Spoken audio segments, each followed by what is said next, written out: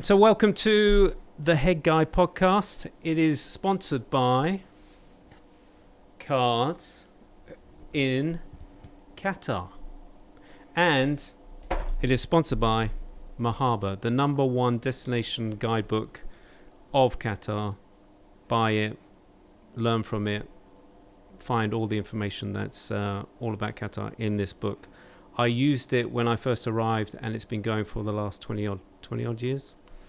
And so today, my special guest is Shaun Myburg. Hi, how are you, Shaun? Good. It's been a long time coming. I think our paths have crossed many times over the last 10 years or so. So it's good to finally sit down with you in an environment like this. Exactly. It's. I think you came through my doors around 2015. Yeah. Wanting to know how the land lay, what was Qatar all about. Definitely. And did you ask if I could help you in any way? I think just give me a job. Oh, yeah, you were asking me for a job. We've come a long way since then. I think it was my first introduction to Qatar, so it's good to see that, we're sort of in that same realm of what's happening in Qatar. I think people that understand why it's important to be in Qatar, they'll stay here as long as they can. But I think it's an exciting place to be, and it has been for the last 10 years. So. Well, I'm just curious because we haven't had this conversation, but I was looking at your LinkedIn. Can I just say about your LinkedIn profile picture, what was the inspiration behind that profile picture? What were you thinking at the time? So I actually can't even take credit for that. I jumped on something which we'll probably discuss during this interview is the trend of AI art. And that was one of those that sort of came up, and I'm like, I look pretty good in this, so let me use this one. So it's definitely something that I wish I could take the credit for looking that good in that picture. But all right, it was AI art. So did you put the description? What did you put in the description to create that AI art? I'm just curious. Yeah, I think it's one of those things that there's kind of various ways of doing it these days. And one of them is simply by picking some of your favorite photos and using an app such as Lens, which pretty much does the hard work for you. Really? Which is both scary and fascinating at the same time. Because I got everything from that pretty good looking picture to stuff where I looked like some space alien or the villain in a sci-fi epic. So it's one of those things where it gives you different themes, and it gives you like, this is what you'd look like in Game of Thrones environment. This is what you would look like in a Marvel movie, that kind of thing. So it's one of those things where it does the thinking for you. I love that. I'm just curious, Shaun, how many hours did you spend playing around until you got the picture that you were like, yeah, that's... I easily narrowed it down to about 200. 200 hours? 200 pictures. Oh, no, but how many hours? A couple of hours. I mean, it's finding those right pictures that you think you look best in, and then realizing, nope, that didn't work. So. And did you run it by the wife afterwards? Yeah, she was like, please don't post this. Because she knows the real me, Yeah, she knows the guy who comes home every day. So, but as I say, that's the scary thing about AI art. It's one of those things where it sort of makes your dreams come true in a little way, but it's also very scary how it can change who you are, and it can give a different perception of who you are. And especially on social media, I think it's a dangerous thing in the wrong hands. Well, I want to touch on that later on, but I am curious, from your humble beginnings back in South Africa, what led you to arrive on these shores? How far back do you want to go? Well, I saw on LinkedIn, I'm just, I've been playing around with LinkedIn, and I saw that you started as technical support from 1998 to 2000. Yeah. What technical support were you doing? So I was sort of there when the internet started, if I can put it that way. I was doing technical support for Internet Explorer, Netscape Navigator, that kind of thing. So really There's probably some youngsters thinking, what the hell is it? You'll find some really interesting images, I guess. But yeah, so I sort of started. It's after school, everyone sort of fell into IT, right? It was just that hot thing that everyone was doing. No, but you say that. But what were you studying at school that you then fell into IT? What? So it was kind of happenstance because I always wanted to do film after school, and I didn't really have the means or the support for that. And then my cousin started off an IT company, and he was like, well, come work for me until you figure things out, until you find opportunity. So he had a IT company that built computers from scratch, did software support, that kind of thing. And then I sort of learned the very basics of building a computer, selling it off and the business side of things, and going and doing network support for our clients and that. So it was really trial by fire. And then from there, he sort of moved on into a real job where they actually pay your salary every month. Oh, really? And I was like, wow, that sounds great. So he got into it was probably one of the biggest IT companies in South Africa at the time. And he got me on the call center there as a job as well. And then just sort of went from there. And before I knew it, it was like 7 years later. I was still doing IT support. But I never lost that passion for creating and for wanting to do more in terms of media. Hold on, your LinkedIn says only 2 years. It says technical support, and then from then there's a blank. Oh, 1998 to 2000 you've got on your LinkedIn, and then 2005. So there's a blank between 2000 and 2005, where you started with. You were with FHM and the Heat magazine as a TV writer. So that's right. Yeah. So within that, that gap of dates. That was, you were doing technical support? Yeah. I mean, I worked for Microsoft at one point for about 2 years. Doing technical support with them. You didn't want to put that in your LinkedIn? It's probably something that was lost in the shuffle. There's been so many job changes there. Well, no, isn't it funny? Because I went and did a talk to a school before Christmas, and I wanted to showcase the fact that, look, guys, you don't need to worry. I've had 13 jobs in my career, and this is where I am now. Yeah. And, what you might think at the moment or what you want to do now will probably change. And whatever you're studying now probably doesn't mean that you're going to go into the job that you think you're going to go to. Exactly. So relax, just do the best you can, and doors will open. There's that saying of life is what happens when you're making other plans. Absolutely. Very much true. Yeah. So yeah, I'm very thankful for that, because it gave me the basics of understanding technology, and being able to see how far it's come, especially in terms of internet and social media. Wasn't even a word back then. No, but also, did it give you people skills as well? It did. Call center work is not for everyone. Let me tell you that. It's no, and I'm curious. How do you keep yourself entertained? Is it literally call after call after call after call? Are you expected to answer so many calls per day? How does it work? So you'll obviously have a service level agreement depending on your company, where it's a call can't stay in the queue for this long. It needs to be answered in a certain amount of time, and the call itself needs to be solved within. And this never happens, because sometimes you're stuck on a call for an hour, just based on the person you're speaking to. Yes, yes, because I can imagine there's some callers that just have no clue. And there's some people who just want to talk, like they've got nothing else to do. So it's, especially if you get those late night calls where it's like, I just need to end my shift. Did you have any strange calls? You always hear about the jokes where people call in and they're trying to put their coffee into their CD tray. I don't even know if people know what that is anymore. Or they haven't even got the power on at the wall switch. Yeah. So those are real. They come from somewhere real. Yeah. I definitely had a lot of those. But I think the unfortunate thing is there was also the bad side of it, where people were just very aggressive, and they blamed you for, whether it was Microsoft or whatever, they blamed you for that problem. Absolutely. So you were the face of trying to represent that. So there were some bad nights where you just went home feeling so bad because you got treated so poorly on the phone. And how, you only know so much, and you're at the beginning of your career, you're at the beginning of your professional life, and you only know so much. So how did you deal with that kind of stress as well? I think it's really important to not take it personally. Easier said than done, but you learn how to speak to people, and you learn how to either bring them down from being angry or being frustrated, because you know why they're frustrated. You may not have the solution, but you understand why they're at that point. And it's really a case of following through on your promises. If you don't know something, it's okay. But if you tell them you're going to find the answer and get back to them, you better get back to them. And you better get back to them with some type of solution. So I think it's really, reading the situation and saying, all right, do I just sit through this until we get through it? Do I take a break, say, let me research it, I'll come back to you with the answer. Let me consult with somebody more senior, I'll come back to you. You learn to read those situations. Now, again, depending on the person you're speaking to, they may take it well, they may take it not well. But it's a case of learning your environment and how to sort of survive in it.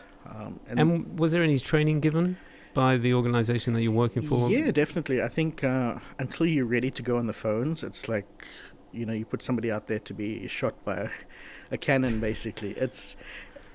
I was very lucky in the sense that I got the training I needed in most of the jobs that I've been to, especially at that point, because, we were fresh out of school. We were looking for a job that paid well, had flexible hours.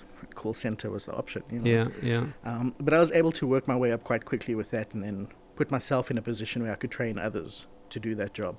And I loved that. That was my favorite part of that, because I was able to take each person's strength and find out, all right, where do we need to use you and how do we get you to a certain level? So for me in call center, the training part of it was always my favorite. So was that something that you knew you had, or that was something that you learned on the job? And that I guess sort of coming from my youth, I was always in a leader position. I may not be the head guy, but I was head boy in primary school. So I had a lot of that leadership qualities, which I always carried through. And I think that definitely helped me in the workspace, because a lot of people looked at me to guide them or to offer advice in a calm manner. So definitely, I think that was in me. There were times when I lost it and I couldn't, I would go home very angry with the day that I had and stuff, but I think that's natural. Yeah. And I think we all have a point that we reach where which is done. And I guess essentially that's what happened, and I sort of drifted out of IT after that, Yeah, because I'm, my family laugh at me because they say, look, you're a life coach, you coach other people to handle stress, etc., etc.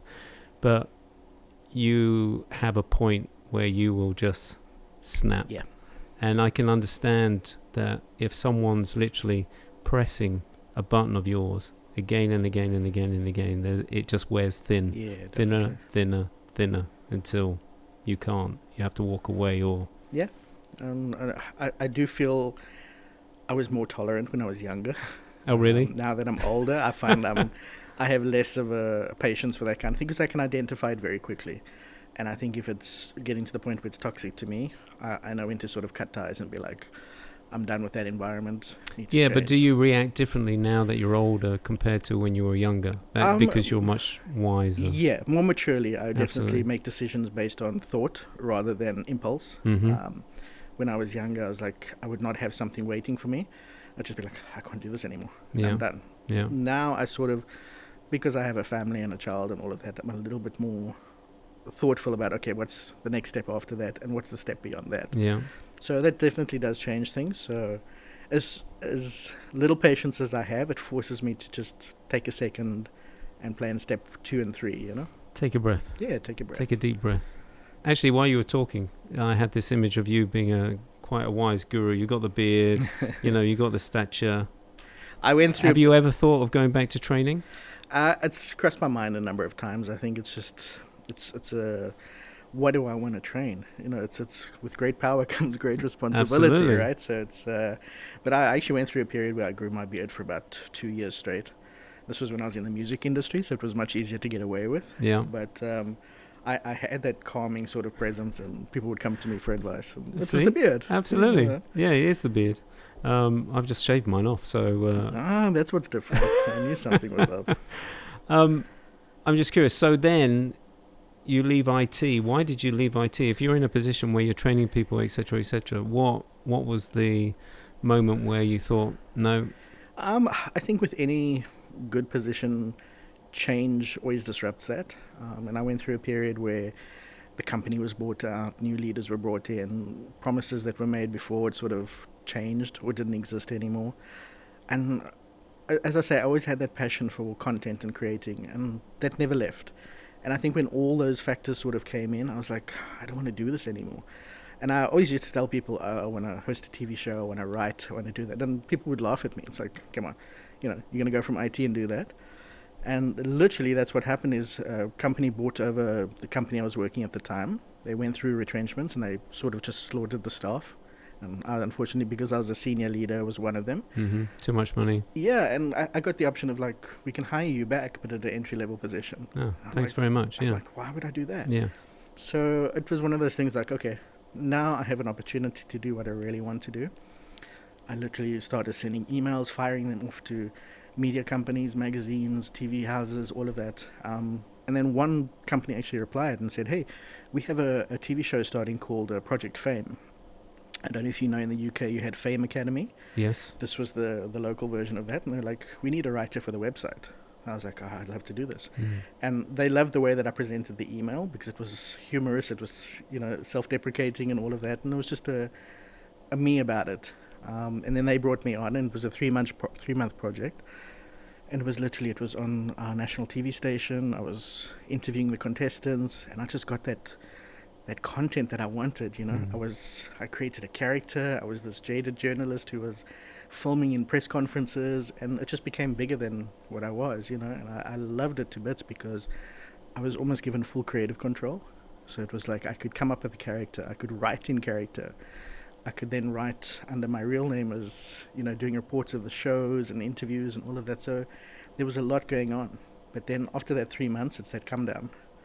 Oh, really? So it's like, I just want to stop you there. You created a character. Were you meant to create a character, or you felt, this position needed a character? Could you not be yourself? I think I was myself in terms of covering the event itself.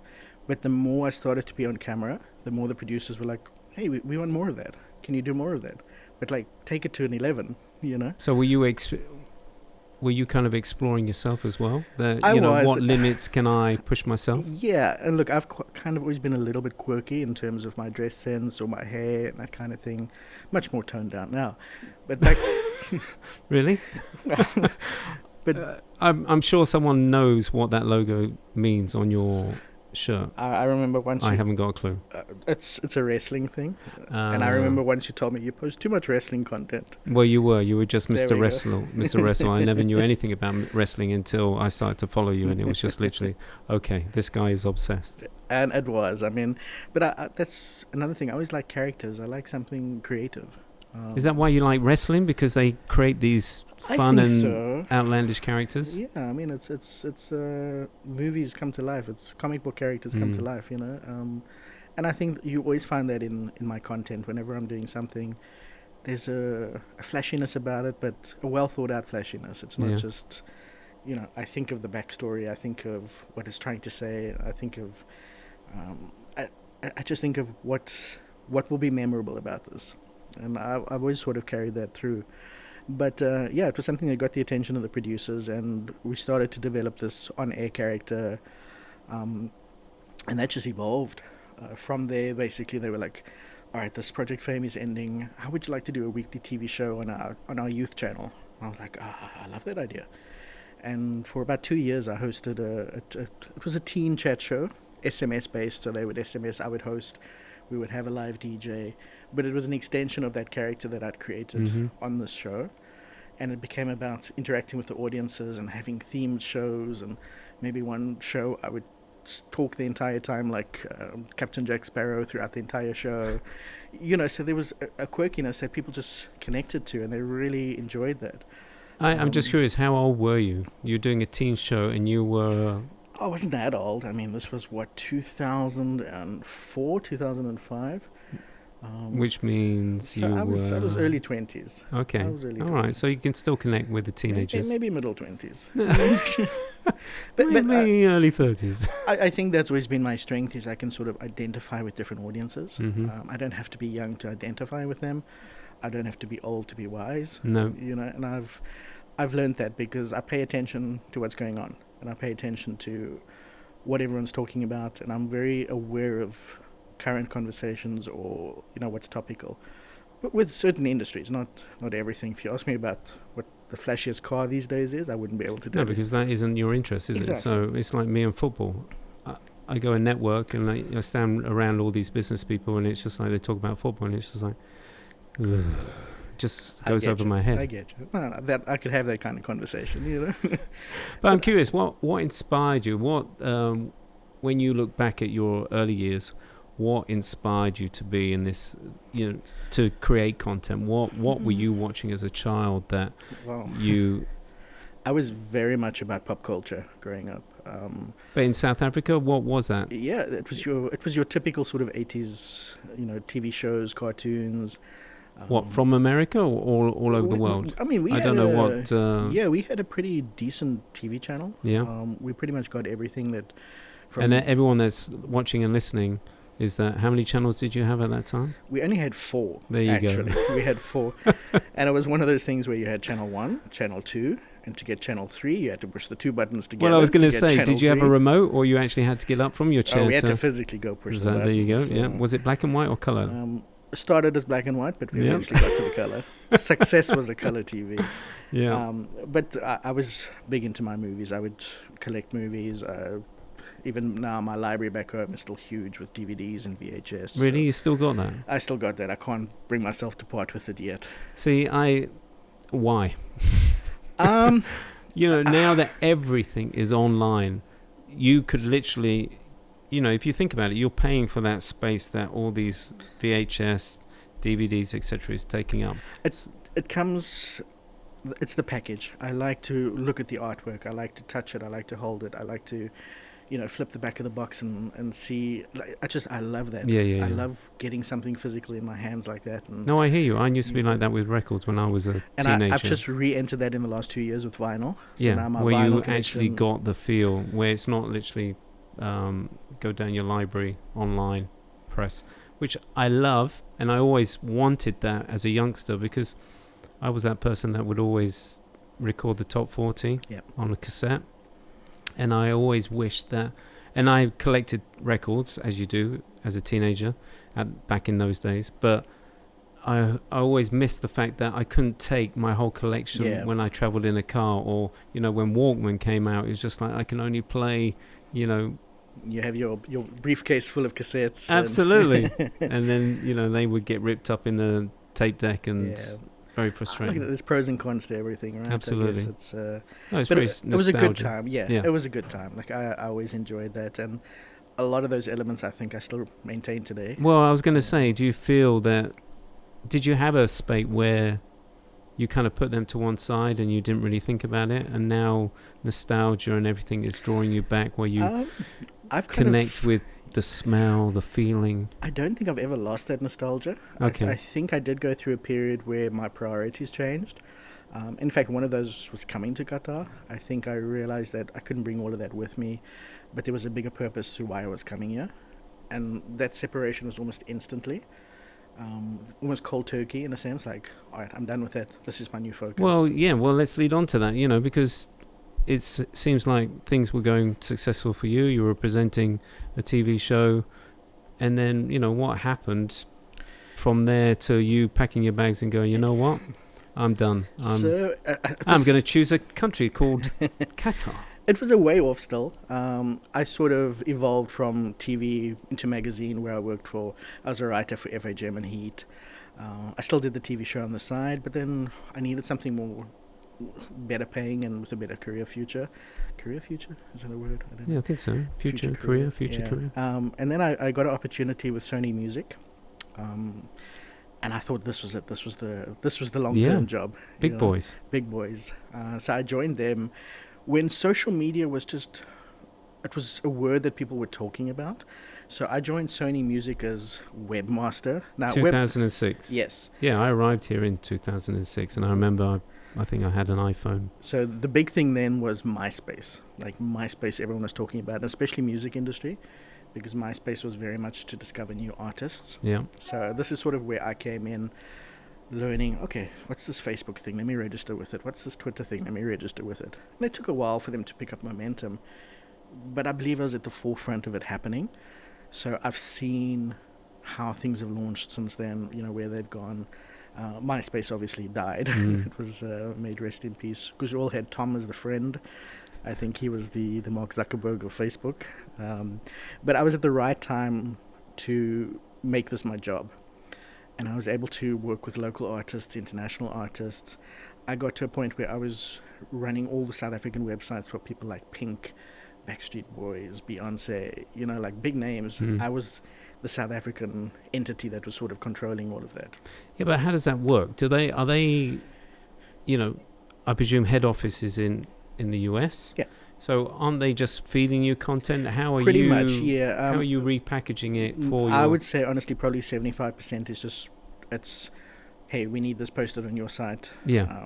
Get this up, here's the code, here's the text, etc., etc. But then will come a certain point where it needs to be localized, and you need to have stuff that's relevant for your audience. So what does that mean when it comes to the South African audience? Was it just South Africa, or was it... South Africa, Oh, yeah, okay. yeah. So it would depend, I guess, sort of you had a situation where maybe you had Pink, who was coming to South Africa for a tour. You would need to post you would need to write an article, you would need to come up with dates when they're going to be seen in South Africa. So the international company is not going to send you that. That's for you to do. Right. So that happened quite regularly, because every year we'd have a couple of artists coming to the country. So it was exciting, because it's like, hey. And are you, when you're putting stuff out, are you looking at the whole brand in the way it's come from head office to make sure that all the guidelines are followed, or do you have more of a freedom to put it... I would say it's probably artist based. Right. I think you sort of had a situation where some artists were very much about their brand and how they represented. So above and beyond the record company's branding, it needed to be done as per their management branding. Mm-hmm. So they became different levels. It's like, we don't like the way you phrased this, write it up more like this. So you would have to clear it with them before you... depending on the artist. Yeah. Some of them were just, they don't care. Yeah. What's a website? I don't know.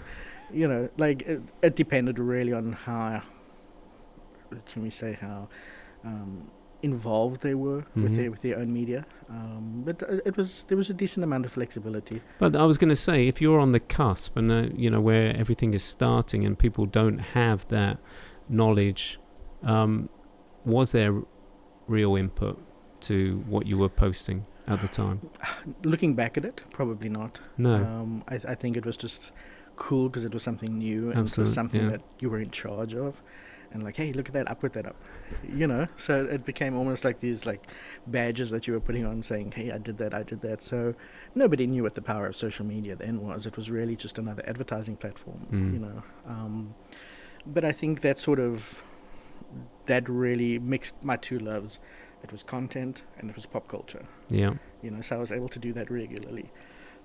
In between that, I still sort of fed the demon in terms of like I would do movies on the side, I would do TV on the side. So I always had that. I'm curious, why do you call him the demon? What is that about? Because I think there's always this need to do something bigger than you are, and for me, yeah, but why a demon? Surely it should be... Because let me tell you, once you've completed a movie or once you've finished, there's this come down that is just so, it's like it's the come down. It's a loss of a family member, It's like you get so into this little bubble that it's painful. And as much as you love creating, when that's over, nothing hurts more like being done with it. But then you want more, and you go seeking another one, and you go seeking another one. Well, I was going to say, is there not a baby born that you've created this film or entity, and then off that there can be many other... I think the problem is the South African film industry, particularly at that time, it wasn't big, and opportunities were very rare. So it was kind of, if you know somebody who knows somebody who's willing to put you in or cast you, like that helped. Yeah. But it wasn't a regular thing that, all right, next month I'm working on this, the month after I've got that. So you're always chasing something, and I think when it's not paying the bills, it's very easy to sort of just have it on the side and be like, all right, if it comes my way, it comes my way, But so that was a really great period for me. Like I worked for Sony Music for about 5 years, the longest job I'd had by far. That's when I sort of got the bug of, okay, well, I'd been through a few things in South Africa, and if you live there, you sort of know what the environment is. But I always wanted to work in New York. Like that was my goal. And it may come from the romance of movies and all of that, but New York was my thing. I'd visited there a few years before that. And I'd started doing more traveling because of my job, but I always like, all right, if I can get to that head office, I'm good. That's my life from now on. You have seen all those movies where they land walking down the New York street and then going through those big double doors. Yeah, and I think big reception. If have you been to New York before? No. it's everything that you see in the cliches, Right. and unashamedly so. Like New York is New York cliches, and I fell in love with that, and I was like, I have to do this. So I started working towards that because now I had a goal. Right, I'm in a big company; they have an international office, Absolutely. and I got to the point where we were busy finalizing everything. Within 3 months, I'd be in the New York office. This new life would begin, I can see it. and this was everything for me. And then, as fate would have it, there was a takeover. No. New management came in. It was taken off the table, and my role was pretty much made. It was this tiny little role sitting in the corner that just, there was something wrong with it, and that broke my heart. Like I was dead inside for a long time after that, because that's what you work your whole life to get to, that opportunity, and from there I did honestly lose interest in the job, and I was just like, I don't want to be doing this anymore. But is it all right if there's a takeover? But surely you have that. You've built a relationship with head office in New York, so It was a global takeover, so it was all the offices in all the regions were sort of changing.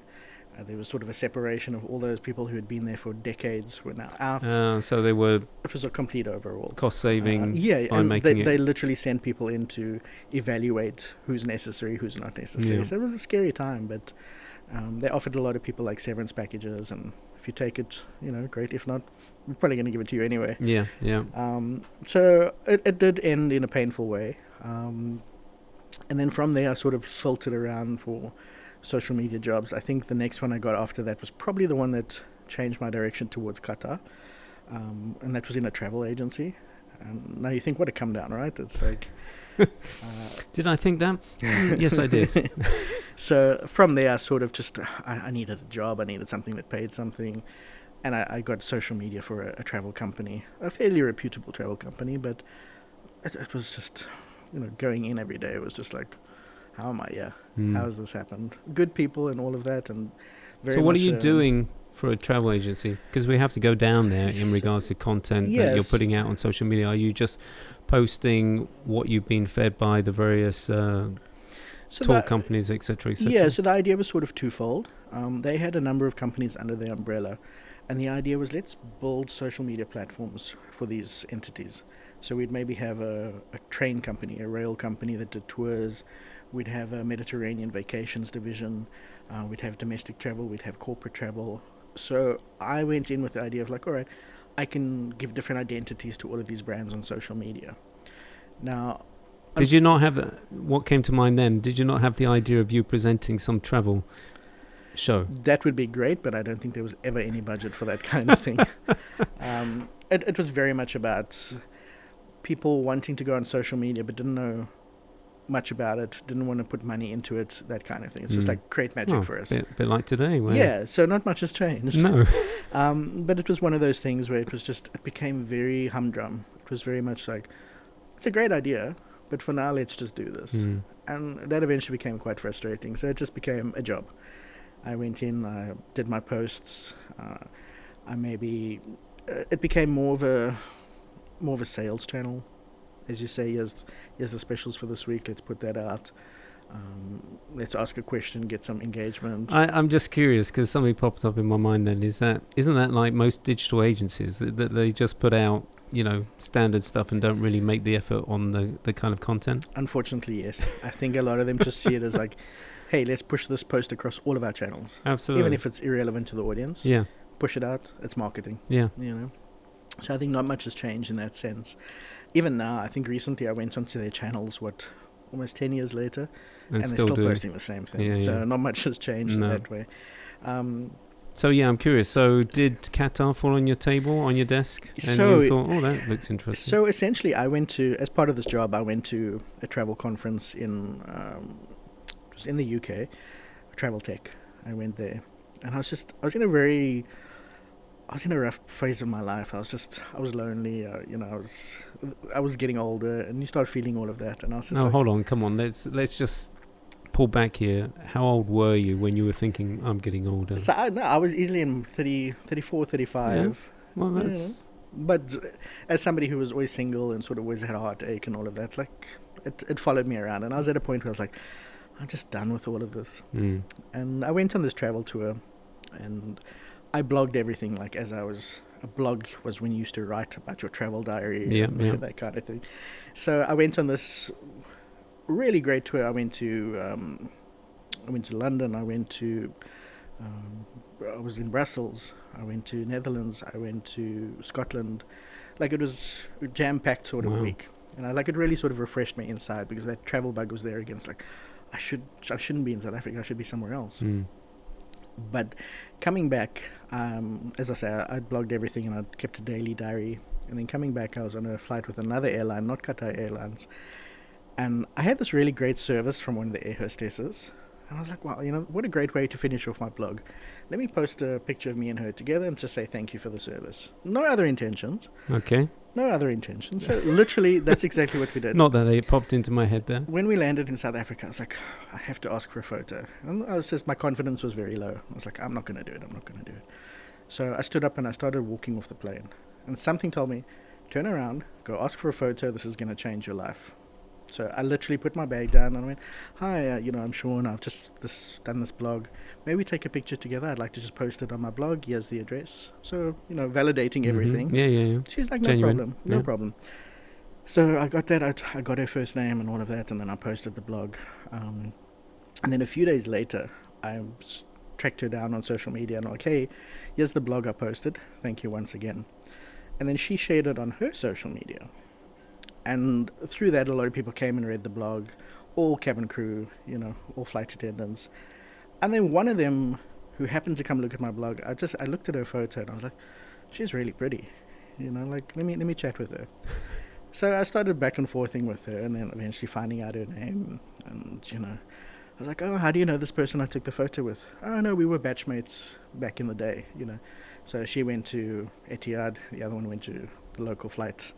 The local airline, I won't mention the name, but you know who it is, obviously. And then from there we started chatting, and she was very encouraging of my writing, and I was like, oh, I need that confidence back in me. And she's like, you should write a book. I was like, I've always wanted to. She's like, write it, send it to me, I'll give you my feedback. So within a month, I literally wrote my autobiography of my life up until that point, and I'd sent it to her, and she was like, that's amazing, wonderful. And then from there I was like, I'd really like to come and thank you. Creepy, right? I was like, maybe we can meet in Qatar. She's like, oh, that'd be great. Nobody's ever visited me here before. But at this point, we'd done like calls. We used to go on Skype every day and chat. So there was a natural sort of friendship there. Like, me being the romantic I am, I'm like, this is destiny. For her, it was just, oh, what a nice guy. Let's chat. Yeah. And then that was my first, Qatar. I've heard of that place. So for me, it was a case of like, okay, I'm going to come see you. I've booked my flight. I'll come see you this weekend. She's like, what? Wow, that's so amazing. Nobody's ever done that.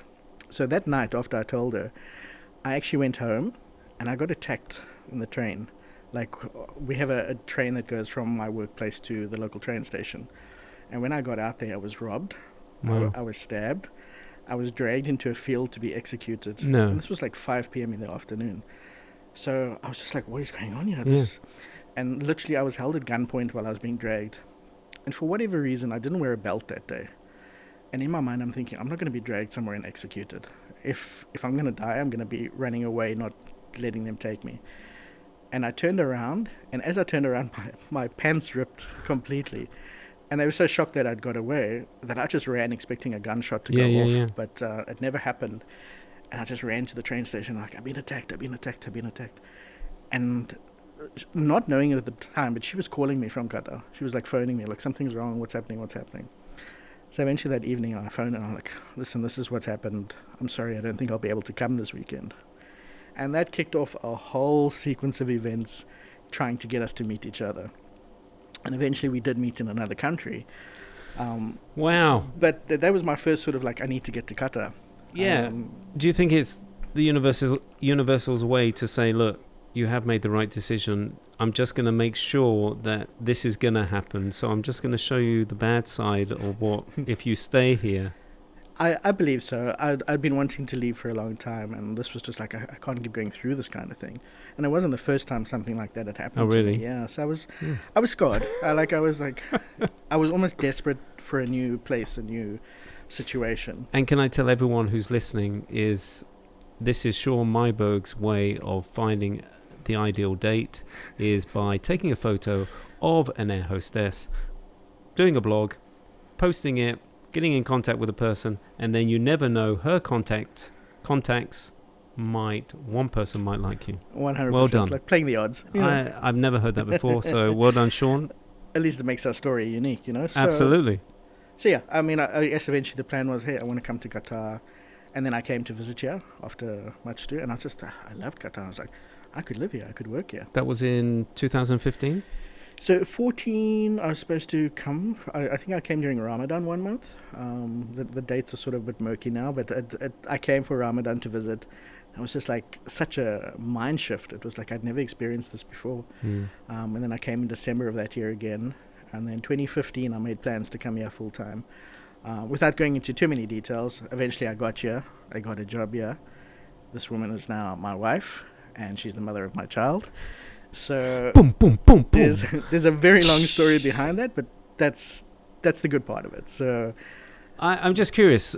You're working in South Africa. That's your work experience up till then. You fall in love. You basically take a plane over to Qatar. At any point, how am I going to support myself? How am I going to do that? So remember when I told you that there was a point in my life where I was able to separate my nostalgia and my possessions and just walk away? Yeah. I literally did that. I literally sold everything I had. Apart from the DVDs, VHSs, records. Exactly. But I sold all my childhood toys, everything I'd been collecting for 20 years. Oh no, you're one of those. I was one of those. And I was able to do it in an instant. How much space was that all There's taking still up? blank space in my house, I want you to meet my son, because I'm sure he's like you. He likes to collect things. And it's just like...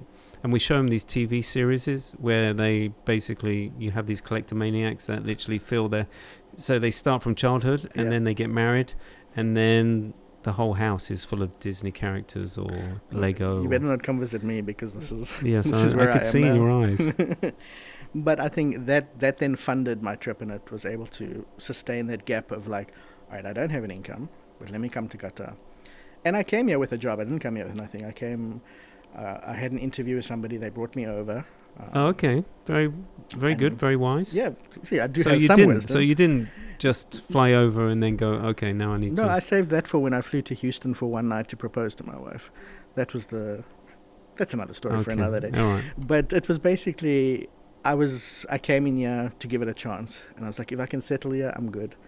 And that's sort of where my Qatar path started, and it's stayed. Knock on wood. Mm-hmm. It's now almost 10 years later. I've been through probably 4 or 5 jobs, but all in that industry that I'm in. You have. I went through your LinkedIn, and I know you personally, so I have seen that journey. I think that's only when Shaun gets in contact with me. It's when he's looking for a job, or if I can help him in any way. And I'm still trying to make that situation work where I work for you. Well, yes, I'm still waiting. I'm still waiting after all these years, because I think, oh yeah, he's in that. Oh, no, didn't hear from him. All right, the next one. Oh no, he's not. He hasn't got in contact. It's an interesting place to make a career in Qatar. I think a lot of people, either they come here and they stay in a company for 10, 15 years, or they're changing every couple of months, just sort of filtering around and finding that thing. But again, there's other things that are factors. It's sponsorship. It's like what your visa allows you to do and that kind of thing. So it's a very different work environment. But I'm curious, you have changed jobs, and now you do have a family and responsibilities. How is that pressure when you are in between jobs? Oh, it's immense. Like I still struggle with it day to day. I think I use it more as motivation now. It's like, right, I need to show them that you can get something better, you can achieve something better in your life. So I try and use it as much as I can for motivation. But I do have those days where I'm like, this is hard. And also knowing the stuff I've been through in life, for whatever reason, I always say we're the Griswolds. If you ever watch National Lampoon's Vacation, yes, the Griswolds, everything is always the most difficult route. And that's how I refer to myself, because it's always a little bit harder than it needs to be. So I do feel that pressure a lot of the time. But at the end of the day, I love what I do, and I know what my skill set is. And I'm always very confident that I can offer value to somebody. It may take longer to move from one job to another, but eventually I find something where I'm able to be at peace, you know. And I'm curious, it's a new market. You've come from South Africa. You work with international brands, etc., etc. Then you come to Qatar. What is it like creating content here? Are you able to open your wings and be a butterfly and create what you want to create, or do you find there's restrictions? Yeah. Are there, where's the mental? So I think the easy answer is no. It's not that simple. Okay, I'm halfway holding my hands here. I mold it for us. Mold it. I Shaun, think mold it. one of two things. Firstly, it depends on who you're creating content for, and what the message of that content is. I think we're in a very unique situation where it's a grey area when it comes to social media. I don't think there's any firm and fast rules about what's allowed and what's not allowed. But I think people are still very hesitant to create content that may be deemed as controversial or may have any negative feedback to it. Now, that's not saying it's negative content, but if you create something that one person feels offense to, you're done. Like, your whole project can be canned in an instant. So But who's that from? Is that from someone within the organization, or is it if someone complains about it from outside? I think it's all different factors. I think you could have a situation where maybe one person who's influential will say something and nobody's willing to take that risk further. They shut it down, they stop it, and you never know where that answer comes from. You may have a situation where somebody in public says something, and it really depends on... We had a situation recently with the World Cup where I think there was a lot more freedom to say what you wanted to say. And maybe that sort of just extended those guidelines a little bit more. Mm-hmm. But I think prior to that, no company was willing to take a chance on anything in terms of advertising content that may be seen as outside of what is good for Qatar. Which I get. I completely understand. But there's nothing written down, is there? It's more about just hearsay. And sometimes it's personal preference. Mm-hmm. And if that personal preference doesn't match what your company's guidelines are or what your personal creativity is, it's going to stop you in your tracks. But don't you find that hard as a creator to know?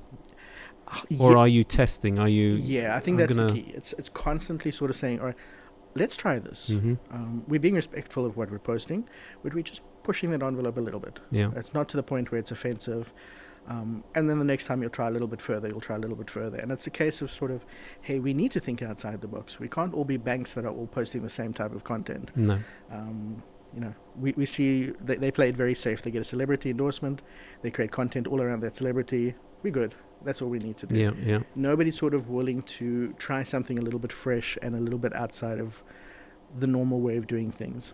And I get it, because I think the most active people are sort of your banking institutions, it's your education institutions. Those are the ones that are really creating content in Qatar. Those are the big entities. Yeah, but I hear you, but I also want to ask you in regards to these entities. Sometimes I look at the social media content and I know that some organizations have paid millions for their brand, the way they look, their messaging, etc., etc. But when it comes to social media, I see some types of content where it's just like it's been shot on a phone, audio is rubbish, and you think there's no respect for the platform if you're going to put that kind of content out when you spent millions worrying about how your brand looks, etc., etc. I think you've got a situation where you've got a lot of people who consider themselves social media managers that don't actually know what's best on social media. So they're hired because, hey, I need someone to do my social media. I'll do it. And they brought in, they create content. It hits the very basic boxes of what they want. Oh, yes, put this out. There's nobody who's coming in with that creative, strategic sort of way of doing it. And if you're doing that, you're paying for that person. So I think we've almost set the bar too low when it comes to social media managers, that just anybody can apply for that job and anyone can do it. Yeah. Which is something you can learn, but there needs to be you need to have a bit of outside the box creative thinking to it. And you need to understand, what is that channel? Who is my audience on that channel? And why does my content on that channel have to be different to the other channel? And I think a lot of people aren't doing that. Yeah. They're creating something, they're flooding it on all their channels. Absolutely. And I think this is what's making it look messy. Yeah. And another question that just popped into my head is the fact of influencers. Influencers, here in Qatar, I feel, have become the movie stars of, the West. Yeah. And do they try and push the boundaries, or do they just find their niche and they just play it safe? Yeah. So you generally see the same kind of content coming from all these type of influencers. I think, for the most part, I think they play it safe, and they're like, hey, I'm being paid to do this. Let me put this out because that's what the client has asked me to do, or that's what's expected. So you'll see the same person going to a sports store or a restaurant, putting out the exact same opinion of something because they don't want to say anything negative about it. Yeah. Otherwise, they lose that deal or this. So I don't want to say it's an ethics thing, but I think it's more of a, come on, let's be individuals if we're going to be influencers. And we don't have that culture in Qatar. At the end of the day... We don't have that culture, or is that culture changing? Is it developing? Will we see it? Or are we always just going to play it safe? I think you can see the little steps that are changing. But it's certainly not quick. It's certainly not something that's going to probably come overnight or in the next few months. It's something that gradually, when somebody tries something new, but then you also see the immediate negative backlash when they post something that's considered, outside of the norm. I think you also have a situation where, let's say, for example, hotels or restaurants have very small budgets for social media, and they'll get 100 free people to come try their food. Those people aren't going to say negative things about the food, right? No. Because they won't be invited back. They won't be invited back, 100%. No. So the quality of the content doesn't match up. I've seen some really horrendous food reviews and hotel reviews where people, they're just doing it because they're there and they got their camera with them. They're not putting a lot of thought into it. They're not... But I think it's a shame, especially when, people are appreciating people being honest and value that all we're getting is people playing the game. And again, it comes to, there's a decision maker at the top where they don't want to hear anything negative. They don't want to know that somebody was unhappy with their restaurant or with their hotel or whatever. So they want to control that narrative, I think. And I think that causes a lot of divisiveness in social media. So sure, you're going to see that content, but 99% of the time it's only positive content. Yeah. And I understand that. It's, for them, it's a business, it's a business tool, but it's not authentic. No. It's not genuine in terms of, I should be able to trust this blogger or this influencer to give me his honest opinion. And are there any here that you would that has stood out for you that you think, I don't know if there's people who are willing to be negative about stuff, but I do like people who are honest. No, I'm not talking about negativity. I don't like negativity, but to be honest and give a critique that, somebody who I have a lot of respect for is Mr. Q, or ILQ. I think he's very honest in his reviews, and if he finds a problem, he does a lot of technology reviews as well. Mm-hmm. And I think he's very authentic. He knows what he's talking about. He hasn't just been given a phone for free. It's a passion for him. Yeah. So if he tells me this is not the one to get, this is the one to get, I'm more than likely going to believe him than 10 other bloggers who all said this is the new iPhone, it's the best model that's ever been released. I like Mr. Q because he is honest, genuine, and even running his business, he's been very vocal, very passionate, because he goes through everything that we go through. Exactly. You feel like you're on that journey with him, and absolutely. If he goes to register a business and he's having problems, he's going to tell you what those problems are. Absolutely. Whereas somebody else won't even address that situation. No. So I do have a lot of respect for that kind of influencer. I think there's just too many of the other kind of influencer that floods your channels. Yeah. And you're seeing that same type of content all the time. But there are guys that are really good at what they do. I think in terms of Arabic market, I think the standard is still QQQ. I think he does a terrific job in how he presents his content. And then you've got Triple F Qatar, who does a lot of English content. But again, just so genuine and happy in the way he does stuff that you know what you're going to get when you go there. Yeah. You're not going to go to his channel to get a negative opinion or the bad stuff. You're going to go there because he's bright, he's uplifting, this is me, this is what I do. So you go there for a very specific purpose, I think. So it's picking and choosing your influencers, but that's where businesses need to be smart. They need to know who best aligns with what I'm trying to say. Absolutely. And I think a lot of people aren't doing that. No. And that's what causes... No, they're just generally going for the numbers rather than the actual 100%. content and the quality. Yes. Yeah. And this is what you're seeing more and more of. as influencers is becoming a thing, and this will continue to be a big thing for the year. For 2023, it's going to be all about getting somebody to represent me. And I think World Cup accelerated that, because suddenly you had this flood of influencers that were talking about World Cup. Some of them didn't even know about soccer before this. No. Football, sorry. I used the S word. But and that's the thing. It's like, you can't get a food influencer to do a technology review. You know, you need to find that person. No, unless he's going to break it down and then eat it, but no. Exactly. Yeah. Or use the contents of food to describe. And if they do that, that's pretty good, right? That's very clever. Yeah, absolutely. I would love to see something like that. But I think this is the sort of frustration I see on social media. And I know when I'm dealing with a client, their first thing is, have we sent it to influencers?